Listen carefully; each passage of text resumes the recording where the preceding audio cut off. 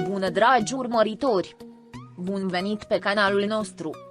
Tocmai am ascultat audio și am citit comentariile. Cred că un mic grup de fani care sunt obsedați că Slash și Halil Ibrahim sunt împreună nu pot separa ceea ce este real de fani. În serial sau ficțiune a existat o dragoste infinită pentru Halil Ibrahim pentru Seher, dar realitatea este alta. Halil Ibrahim nu a fost niciodată îndrăgostit de Sla în viața reală. Poate că Sla s-a îndrăgostit de Halil Ibrahim, dar deși acea dragoste a Sla pentru Halil îi doare pe mulți, nu a fost niciodată răsplătită, pentru că Halil Ibrahim este într-o relație intimă. Relație de dragoste cu Eznur Kula de când avea 24 de ani. Tot ce relatează presa achiziționată este o minciună, totul este publicitate pentru Halil Ibrahim și serialul de groază. Din păcate presa pentru cativat pe Sosin Plus minte la audiența, dar mulțumim Dumnezeu, marea majoritate a publicului nu mai crede nimic din ce relatează presa. Acele fotografii pe care presa le postează sunt formuri vechi. Sunt fotografii când au lucrat împreună și au făcut reclamă la seria Emanet, celelalte pe care presa le postează cu ipostaze reale.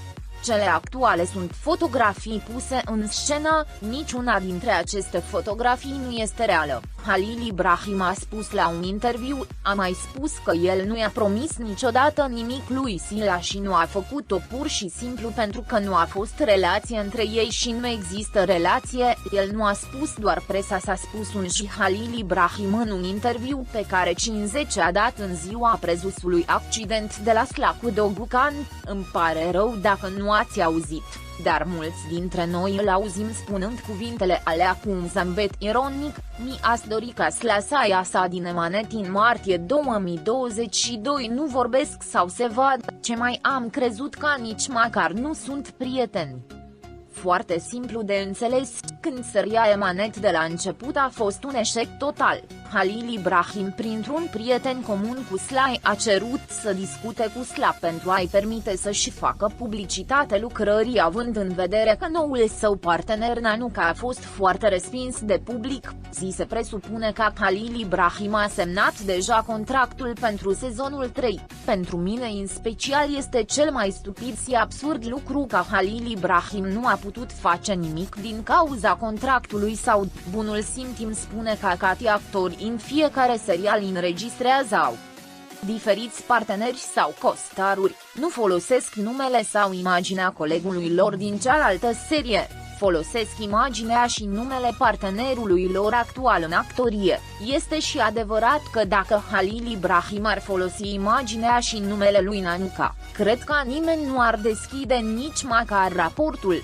Și acolo adevăratul celebru, iubit, admirat și respectat a fost, este și va fi Sla, nu este ceea ce credea Halil Ibrahim că el este celebrul. În plus, fiind o femeie căsătorită cu o fiică, demonstrează deschis că este îndrăgostită de Halil Ibrahim. Există dovezi înregistrate cum este cu Halil Ibrahim în timpul orelor de odihnă și cum s-a expus ca femeie în ultimul timp. Evenimente rușinoase, indecente, imorale și vulgare cu Halil Ibrahim.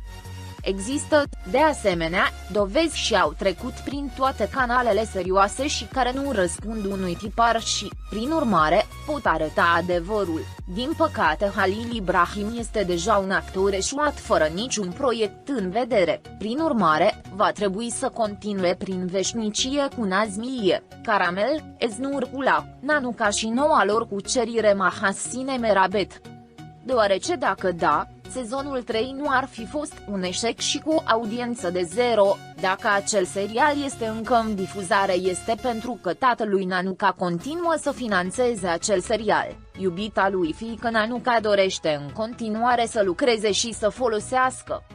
Halil nu ar face-o fericită pe Sila, Sila merita mai bine, lasă-l pe Halil să continue cu multii lui, Sila e atât de urată încât nu va găsi dragostea, ce păcat.